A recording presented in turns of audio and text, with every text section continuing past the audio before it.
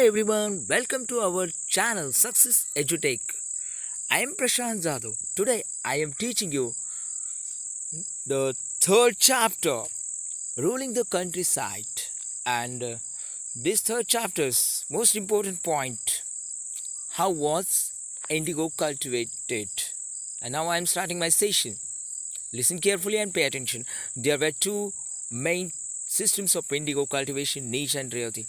तो दो प्रकार थे इंडिगो कल्टीवेशन के. जो पहला प्रकार था उसे नीच कहा गया है और दूसरा जो प्रकार था उसको रियोती सिस्टम्स कहा गया है.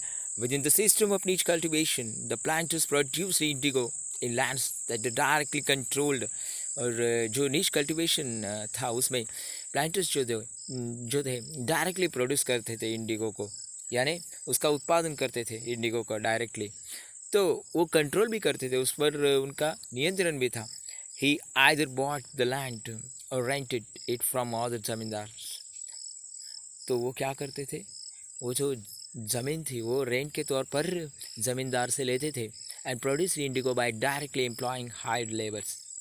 और वो उसके लिए लेबर्स और एम्प्लॉय हायर करते थे, यानी बाहर से लाते थे. तो हमने देखा कि हाउ वॉज इंडिगो कल्टिवेटेड. तो अब अगला पॉइंट हम देखने वाले हैं, द प्रॉब्लम्स विथ नीच कल्टिवेशन.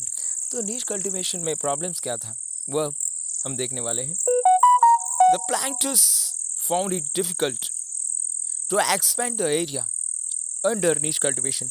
तो प्लांटर्स को डिफ़िकल्ट लगा कि how to expand the area under the neel cultivation. नीच कल्टिवेशन के अंडर एरिया कैसे एक्सपेंड करें. तो indigo could be cultivated only the fertile lands. और इंडिगो की जो खेती थी वो फर्टाइल लैंड्स में ही की जा सकती थी. And these where already densely populated. और वो जो एरिया था वो कैसा था, डेंसली पॉपुलेटेड, यानी जनसंख्या थी वहाँ पर बहुत. तो only small plot scattered over the landscape could be acquired. और वहाँ पर स्मॉल प्लॉट्स अवेलेबल थे, मगर उतना उनको यानी कम पड़ सकता था प्लांटर्स के लिए. तो क्या किया प्लांटर्स ने, planters need large areas in compact blocks to cultivate indigo in plantations. तो प्लांटेशन करने के लिए उन्हें क्या लार्ज एरिया चाहिए था. Where could they get such land from. तो उन्होंने वो ज़मीन कैसे हासिल की या उस पर इंडिगो का प्रोडक्शन कैसे किया वो हम अब देखेंगे. They attempted to lease in the land around the indigo factory. तो उन्होंने क्या किया, अटेम्प्ट किया कि वहाँ पर हम इंडिगो की फैक्ट्री लगाएंगे और अपना इंडिगो का जो प्रोडक्शन है वो बढ़ाएंगे. मगर क्या हुआ, and evict the peasants from the area. और जो पीसेंट्स थे उनको वहाँ से एविक्ट कर दिया, यानी निकाल दिया. But this always led to conflicts and tension. और यही एक कारण बना उनके और वो पीसेंट के संबंधों में तनाव और संघर्ष आ गया, संघर्ष होने लगा. तो nor was labour easy to mobilise. और ये जो लेबर्स थे उनको मोबिलाइज करना ईजी नहीं था, यानी उन पर नियंत्रण रखना ईजी नहीं था. Large plantation required to vast number of hands to operate. और इस लार्ज प्लांटेशन के लिए बहुत से हैंड्स चाहिए थे, हैंड्स यानी काम करने वाले हाथ, और उनको ऑपरेट करना भी उतना ही ज़रूरी था. And labours was needed precisely at the time when peasants were usually busy with their rice cultivation. जिस वक्त उनकी ज़रूरत थी प्लांटर्स को काम करने के लिए इंडिगो की खेतों में, तो वो लेबर्स जो थे यानी लेबर्स पीसेंट्स वो अपने राइस कल्टीवेशन में बिजी रहते थे. तो अब हम देखेंगे नीच cultivation on large scale also required many plots and bullocks.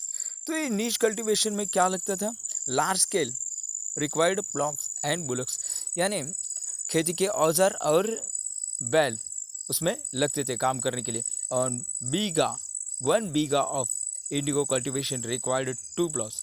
1 bigha ज़मीन के लिए 2 औजार लगते थे. बीघा यानी क्या, a unit of measurement of land, एक ऐसा परिमाण, यानी वो ज़मीन का मोजमाप करने का एक परिमाण था. बिफोर ब्रिटिश रूल के पहले था वो. The size of this area varied in Bengal. The British standardized it the about 1/3 of an acre. तो 1 एकड़ का तीसरा जो पार्ट है उसे 1 बीघा कहा जाता था. This meant that the planters with 1000 बीघास would need 2000 plows. 1000 बीघा के लिए 2000 प्लॉस लगते थे, यानी बहुत ही खर्चे का ये काम था. Investing on purchase and maintenance of plows was a big problem. और उसमें परचेस करना यानी खर्चा करना और मेंटेनेंस करना यानी उनका जो सब कुछ मेंटेन करना बहुत ही कठिन काम था. प्रॉब्लम एक बिग प्रॉब्लम बन चुका था. Nor could supplies be easily got from the peasants since their plows and bullocks were busy on their rice fields. और जब उन पीसेंट्स की ज़रूरत पड़ती थी, यानी जो खेतीबाड़ी करने वाले लोग थे, तब वो किस में बिजी रहते थे? तो अपने राइस के खेत में बिजी रहते थे, क्योंकि उनकी रोजी रोटी जो थी वो राइस पर डिपेंड थी, इसीलिए वो अपनी खेती में जुटे रहते थे. Again exactly eight the time that the Indigo planters needed them. जबकि इंडिगो प्लांटर्स को उनकी ज़रूरत पड़ती थी. बहुत ही कठिन काम था. Till the late 19th century planters were therefore reluctant to expand the area under niche cultivation. तो planters अपना एरिया बढ़ाने में जुट गए niche cultivation के under. 25% of land producing indigo was under this system. और 25% ज़मीन उन्होंने इंडिगो कल्टिवेशन के अंडर कर दी थी. The rest of the under was under an alternative mode of the cultivation, the ryoti system. और उसके बाद जो अल्टरनेटिव कंडीशन आ गई, नई कंडीशन यानी एक नई सिस्टम आ गई जिसको रैयती सिस्टम ऐसा नाम दिया गया है. ये जो रैयती सिस्टम है उसके बारे में हम अगले सेशन में पढ़ेंगे. तो मैं प्रशांत जाधव अपना ये सेशन ख़त्म कर रहा हूँ. नमस्कार.